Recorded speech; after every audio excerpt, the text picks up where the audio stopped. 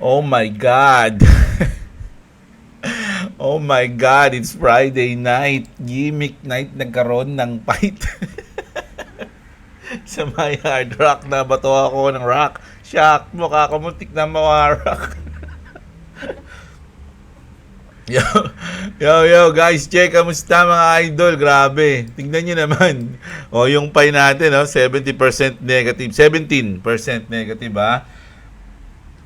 Grabe. Ito yung day, Day yan, mga lods. Ito yung hours, tignan nyo hours. Oh, 'di ba? Ganun pa din. Barag pa rin, barag, duguan. Daming comment natin, niregla, duguan, maagos ang dugo, So, ayan Sino sa inyo, mga idol, ito tanong. Unang-una tayo. Sino sa inyo yung pagkagising sa umaga, pagtingin sa kanilang portfolio, ganito yung reaction, ganito, ganito.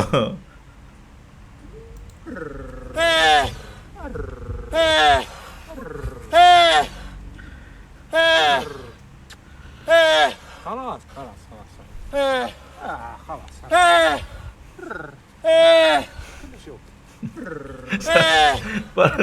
Parang sabi nung ano dito, ano ka nangyari dito? Sabi ganito. Ano? Nangyari dito? Hindi niya alam. Duguan yung portfolio ng camel, kaya ganyan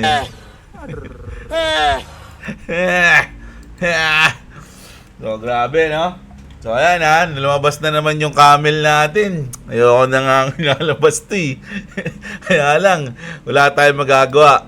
Ngayon yung tamang panahon para ilabas yung camel, mga lodi. Tignan nyo. Yung ating, grabe yung grabe yung XRP. Mga lodi, kung titignan nyo, talagang ito yung, $2 to Ayan, yung guhit na yan Hindi yan, uy. Ito, $2 yan, mga lods, Naumpog siya dyan sa $2 ngayon, Ngayon, so, hindi natin alam kung babasagin niya yan. Mga lods, kung lagi kayo nanonood sa akin, ng mga nakaraan, sinabi ko na sa inyo yan. Yung bull plug na yan, inaasahan ko nga yan hanggang dito, kaya may guhit dyan. Inaasahan natin yan ng 1.7. Pag bumaba ng 1.7, mag-all in na ako sa XRP. Lahat na ng mga coins ko ilalagay ko doon, Hindi ako sure, Parang balak ko nga yung ganun Pero, wala, andyan. Hindi siya bumababa. Ginuhitan na natin yan So, ngayon, nasa $2. I'm not sure kung babasagin niya pa yung $2 na yan. Kasi nasa 1 hour tayo. Kasi pag tinignan natin sa 1 minute lang, yan, mukhang babasagin niya Mukhang babasagin niya ang 1 minute, ang $2. Ito yung $2 natin, Naku, sarap po position niya. Alam nyo panalo pa nga ako kahapon kagabi. Ito na. Naging sa 4,000, nag-$70 na yung ating panalo sa trade. Gumulusot-lusot lang tayo, sumusundot lang tayo. So, yung 16,000 natin na fight, kahapon, di ba, 98 lang to. Nag-buy and sell ako dito nung bumaba. Tapos, bumili ako, naging 102 na siya. Pero, bumaba pa rin Sabi ko, sana doon na lang ako bumili. Mali pero 102 na yung ating pie dyan, XRP natin, ganun pa rin, nasa 5,000. Yung Telcoins natin, bumagsak to, nag 7,000, 8,000 na to pero bili lang natin dito is ganito nga, mga ganito. Sakto na wala na, piso na lang panalo natin dito sa Telcoins. XLM, talo tayo 1,600. HBAR, 1.6 din, Ang bumubuhay na lang sa atin si Pycon 7,000 pa yung panalo natin sa kanya. So, ayan. Pero, syempre, itong 17 na to, hindi ko muna i-DCA ito, baka i-trade ko to mamaya, mga lodi, I-trade natin mamaya yan. So, grabe yung nangyari, mga idol, na naging camel na naman tayo sa pagbagsak ng market. Ito muna, ito kasi yung iba na panghihinaan ng loob. Mga lodi. Sige, bibigyan ko kayo ng lakas ng loob. Kaya kayo nandito, di ba? So, isipin nyo muna mga idol, ba't ba kayo pumasok sa crypto? Ano bang plano nyo pagpasok nyo sa crypto? Ang plano nyo ba, pag-invest nyo, isang linggo kukunin nyo na agad? Ganun ba yung plano nyo? O magiging trader lang ba kayo? Scalping lang ba kayo? Position trader ba kayo? Ganun. So, isipin nyo muna kung ano kayo. Pero kung long term kayo, o at least mga 1 year, ang plano nyo, talagang mararanasan niyo yung ganitong volatile. Mararanasan niyo yung ganitong pagbagsak, pag-angat, pagbagsak.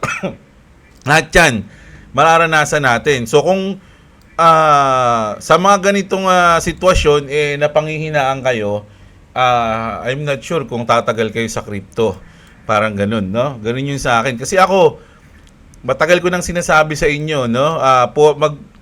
Ito yung buong cycle ako kasi pumasok ako 2021, 2022.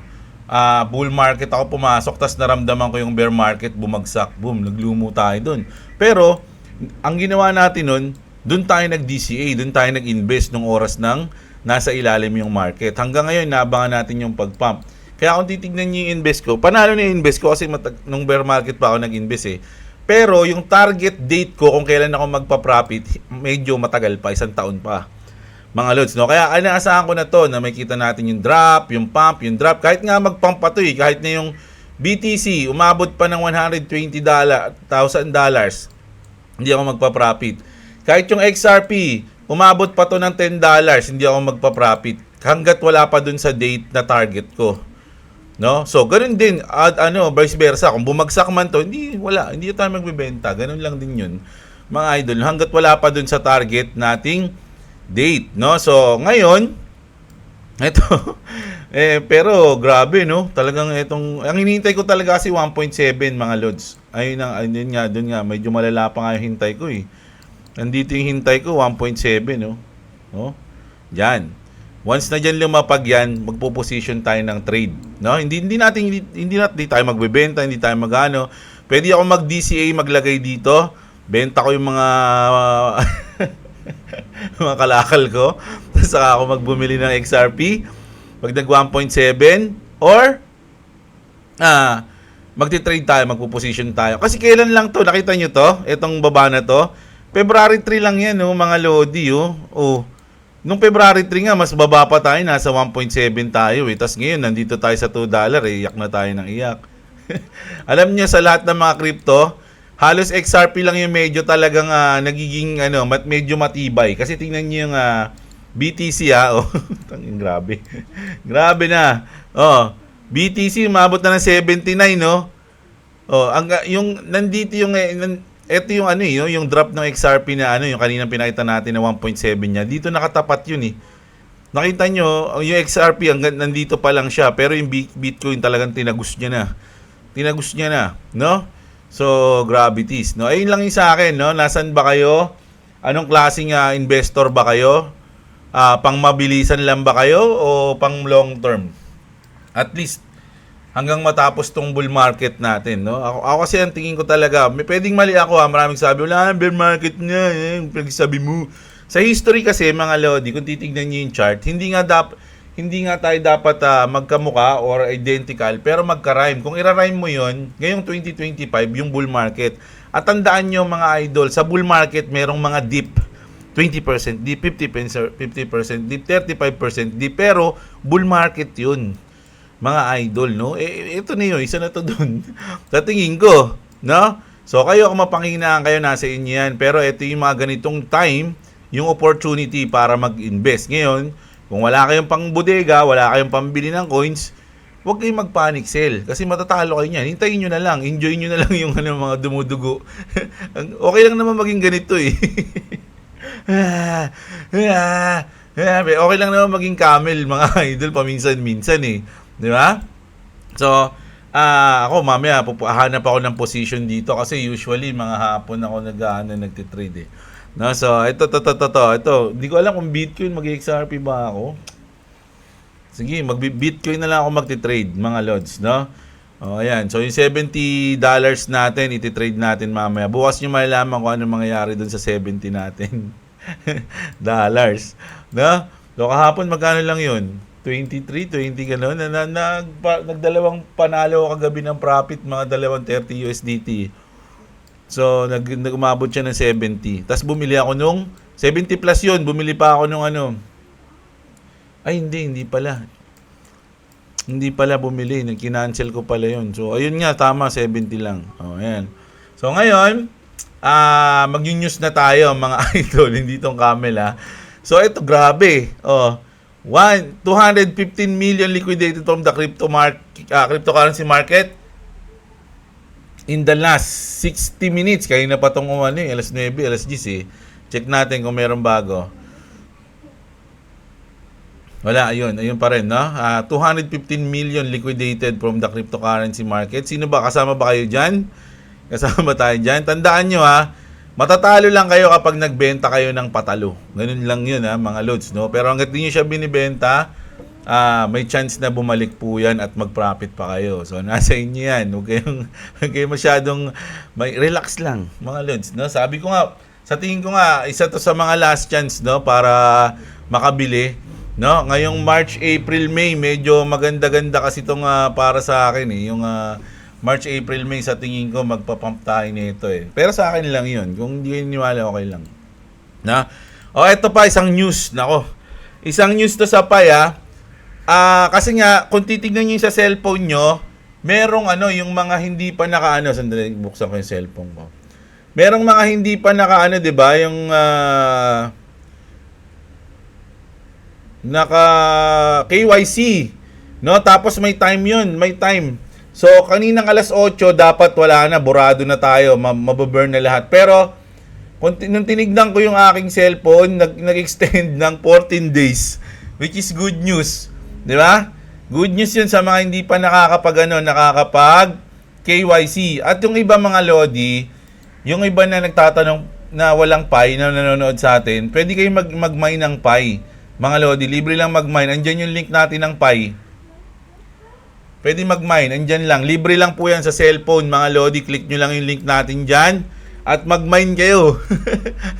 Di ba? So, good news na kasi ito kahapon to. So, hindi pa nito alam kung ma-extend. Pero na-extend na kasi siya kanina. Pagtingin ko, sabi ko, wala na ata yung ko. Inipon ko na 1.6 1.7 hindi, tama 1.6 na kasi yung ko na mine ko Pero yung transferable ko pa lang nasa 204. So yung 1,367 ayun yung mga yung mga hindi na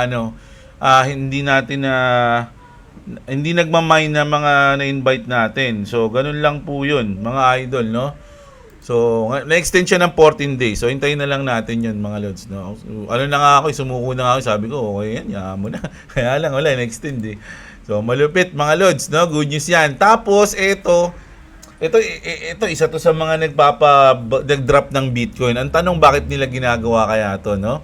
BlackRock move 5,100 Bitcoin or 441 million. Tapos, Ethereum ulit. Ngayon lang to, kahapon lang to, mga idol ulit, 71 million. Into Coinbase Prime in the last 30 minutes. After nyan, mga lodi, meron ulit. Ito ulit, pangalawa na. BlackRock just sold an extra 5 million worth of BTC. They know what's coming. So, ano ba mangyayari, mga idol? Ba't nila kumbaga binibenta yung Bitcoin? Lalo na to, BlackRock yan, Bitcoin, Ethereum. Tapos, tama, Bitcoin, Ethereum. Tapos ito, Bitcoin lang. Ngayong araw, mga lodi, no? Ano kaya mangyayari? Ako, masasaktan kasi yung mga iba no? Mga lods no? Siguro hindi ko sinasabi pero baka bili nila ng mga coins na malulupit, mga lodi, yung tunay na nakakasolve ng problem, mga lods, no? Alam nyo na yung yun. So ayun, grabe, siguro ito yung reason kung ba't umabot ng 79. Oh my god, 79 na.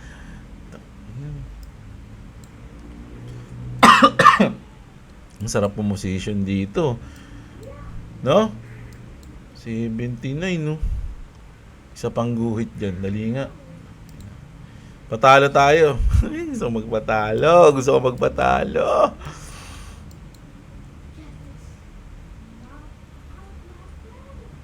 Nasa futures ba ako? Ayun. Kunin na. Trade na tayo, mga lodi. Huwag masyadong malaki, 20 lang. 20%. Pag nag-position kayo, naglagay kayo ng dyan, ng presyo, makikita nyo kung saan kayo maliliquidate kapag long, sa 76 kayo maliliquidate.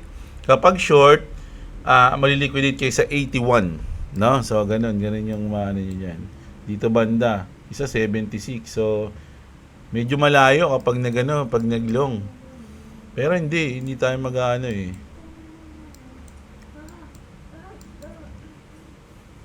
Mamaya na, putik yan. Hindi ko na makasikaso yan eh. Sige, mamaya mag-ano tayo, mag-trade.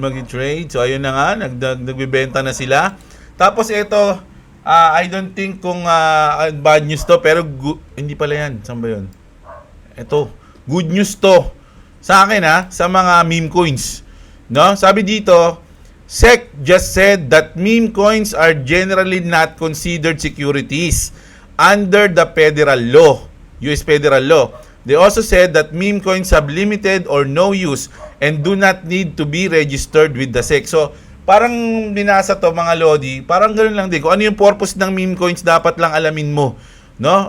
Alamin mo siya kung ano yung purpose niya, ganun lang din yun mga lodi. Pero hindi na nga daw siya kailangan i-registered sa SEC. Pero once na may mag-rug pull diyan mga lodi is mananagot.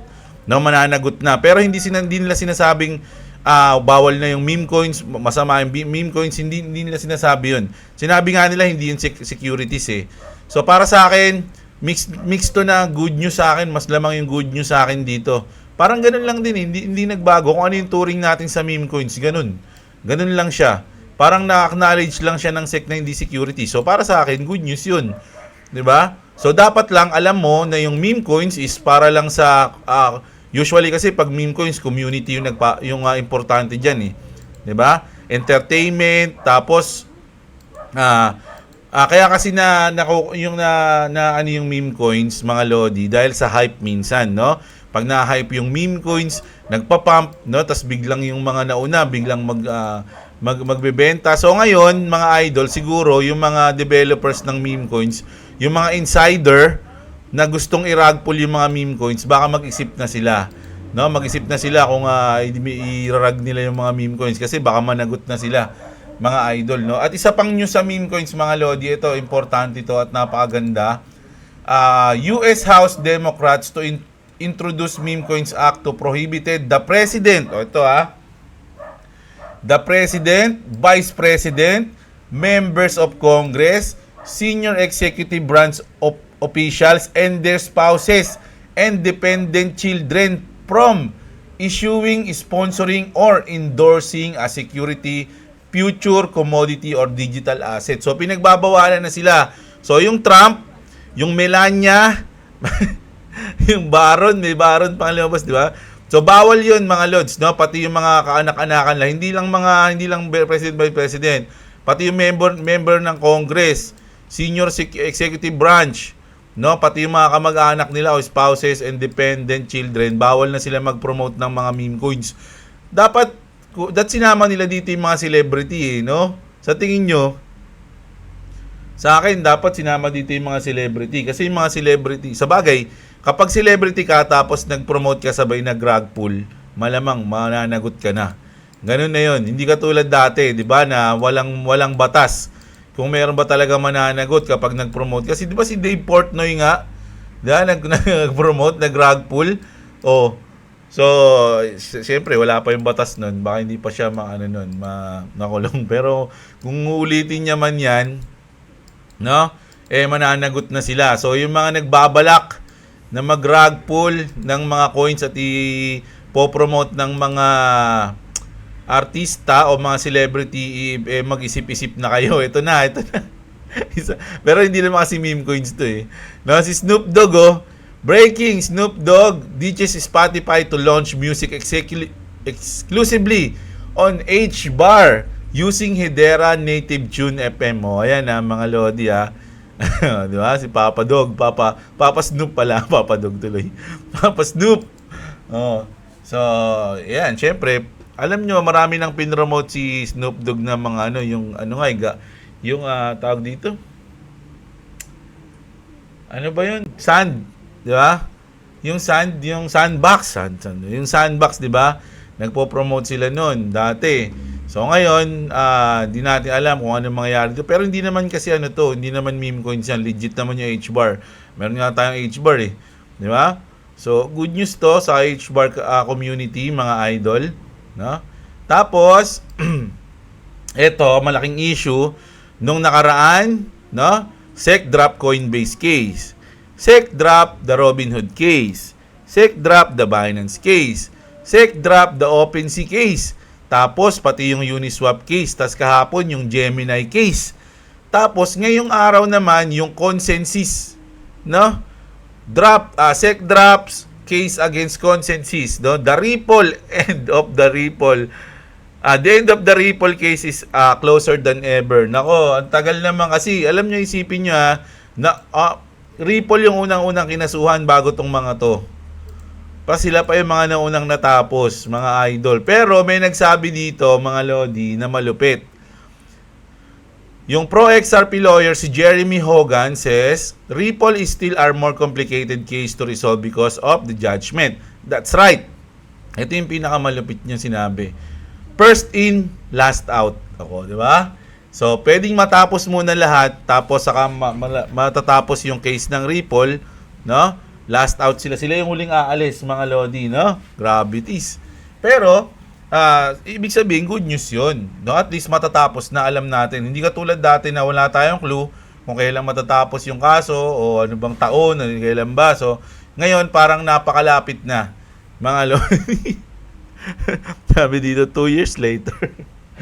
No? Pero para sa akin, ano na yan? Soon. Soon na yan, soon, mga lods. No? Good news sa akin yan sa XRP. Ito naman, Ripple partners with South Korea custodian BDAX to offer institutional grade custody for XRP and RLUSD. So, alam nyo, ito South Korea to. Alam na natin na South Korea is talagang XRP ano yan, country. Pati yung Japan, no? So, kung titignan nyo, ang dami rin nga nag-a-adapt na, ito rin, no? Latest.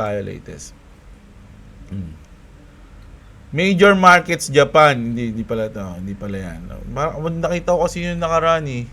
So, isa sa mga, ayan, Bank of Japan set on adopting XRP cross-border payment system. So, 3 hours ago to. So, Japan, Korea, lahat na mga lodi, no? Ina-adapt na yung Ripple tsaka XRP. So, alam niyo na kung ano susunod na mangyayari. Tapos, ito, ay, ano kasi siya, tingnan niyo yung salita. Ano salita to? Ano ba salita to? Butchugoy language. Ano nangyari? Bumuka pa rin? Ano ba ginagawa mo? Baka naman tumatakbo-takbo ka. Sarado mo yung gate. Ito mga lodi I'll start with the main points and the details will be later. Sabi, now it's winter here. Winter pala yan. And the picture shows summer. So events will unfold at this time of the year. Ito yung mga dinidecode ng mga content creator. Kasi ito si Brad Garlinghouse to mga lodi. No? Tapos ito yung SWIFT. Ito yung XRP. Kasi kung papalapitin yan, XRP yan. Ano ba yung isa? Hindi ko na makita Basta yan. Pero meron tayong secret niya, hindi alam niyo naman na tuklasan natin to kahapon. Hindi ko alam kung bago to sa X Pero ang ganda nito kasi dito, kung titingnan niyo yung Grok, i-explain niya yung post, no? Ang ganda, ang galing nito. So tingnan natin So, sabi niya dito, mga lodi, the image in the post featuring a knight on a unicorn, a cowboy on a horse, and sailing ship symbolizes a metaphorical battle involving Ripple's XRP cryptocurrency with the knight, Brad Garlinghouse, Ripple CEO, leading an assault on the Federal Reserve depicted as a castle. So, ito ata yun. Federal pala, Reserve pala itong isa. Ito yung Swift Bank. Ito yung Fed. Ayan, hindi naman yan. The post connects to real-world financial developments, including the delayed transition on the ISO 200-2022 standard for global payments, originally set for November 2024 but postponed to summer 2025, which could benefit XRP due to its compliance and Ripple's partnership. It represents an upcoming exhibition in Japan during Expo 2025 where a full transition to XRP is allegedly planned. Naku, sa ano pala, Japan Expo, meron silang malupit na plano. Tying into Ripple strategic moves and the growing interest in XRP for central bank digital currency as explored by the Federal Reserve. So, hanggat hindi pa ito nangyayari mga Lodi, sa tingin ko, ito na yung mga last chance, last month, last week, last day natin para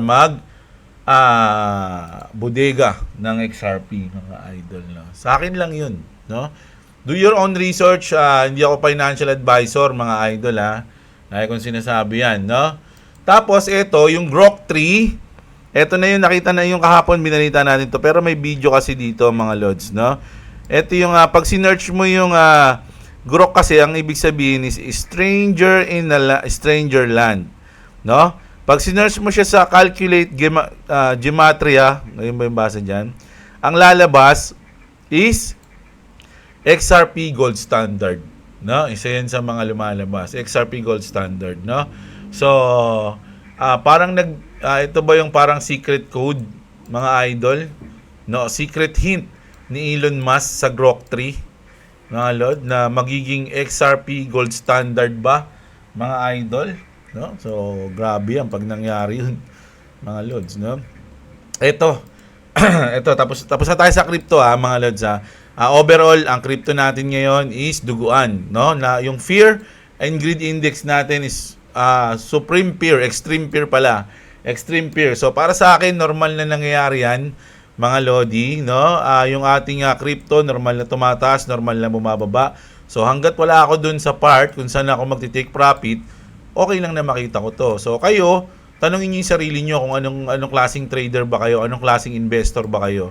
Kung short term kayo, GG na kayo. Kung short term kayo, mga idol na trader, dapat ang pag-aaralan niyo yung chart kung magti-trade kayo. Mga lods, kasi kung tutusin, kung short term trader kayo tapos nag-short kayo, panalo kayo ngayon. Di ba? Panalo kayo ngayon. Pero kung long-term investor kayo, nagbubodega kayo, nag-hold kayo, mga idol, mararanasan nyo talaga yung mga ganito. Dumadaan talaga tayo sa part na yan, mga lods, no? So, lahat tayo dumaan dyan. Ako, naranasan ko yung FTX collapse, Luna, no? Yung nakulong si ZZ. Lahat yan, mga nag-bankrupt na bangko, naranasan natin, nakita nating pula. Halos araw-araw, ganito ako tulad ng camel na to. Pero syempre, wala naman, hid na ako sa mga ganyan, mga idol. Nakikita ko na lang yung mga drop na ganito bilang opportunity para magdagdag ng asset natin, no?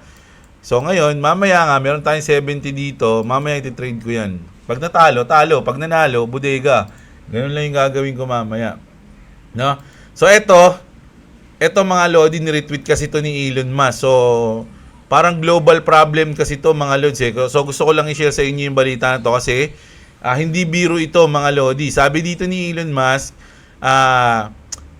what? Sabi niya rito, is this definitely real? So, if so, very concerning. So, basahin natin to The Wuhan Institute of Virology, yes, that lab, is gearing up for new experiments on the bat virus eerily similar to COVID-19. HKU5 COVID-2 can already infect human cells and related to a virus with 30% fatality rate. Now, researchers want to test it on humanized mice because that worked out so well last time. So, parang ayun na tayo sinubok nila dati. So, parang sinasabi dito na sinadya yung COVID dati, mga idol, no? Tapos ngayon, gumagawa sila ng COVID-2. Dr. Alina Chan, a molecular biologist at the Broad Institute of MIT and Harvard, called the plants ominous, warning that WIB's biosafety measures are joke, yet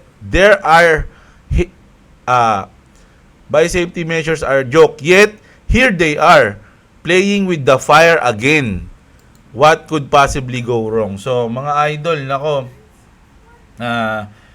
para sa akin, ba't ganun, no? Yung ba't China gumagawa ng ganito?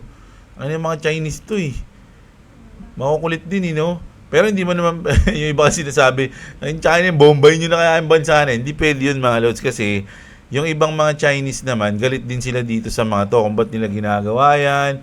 Ayaw din nila na nasira yung buhay nila. Yung mga ibang Chinese, mga lodi, mababait din yun. No? Kaya tao din yun eh. No? Hindi naman nila gusto rin yung mga ibang trip na itong mga sutoy na ibang Chinese na chupul eh. Di ba? Gustong sirain yung mundo. So, hindi natin alam kung paano balak dito ng mga UN. Sino ba magkakaso dito sa mga to? If ever. No? So, grabe yan. No? Maganda na lang tayo mga lods. Di natin sure kung anong follow-up news dyan. Tapos ito, isa sa mga inaabangan kahapon hanggang ngayon, ng buong Amerika. No? So, ito yung list ng mga nasa kilala nyo na, yung banggitin, baka mababan yung YouTube ko eh. No? Yung kay, kay Jeffrey. Alam nyo na. Basahin nyo na lang. Ayan. Malinaw. Ayan. No? Yung files na yan, phase 1. So, dyan nakalista yung mga big, no? Yung mga big celebrity, big personality, mga idol, big personality na, ayan, no?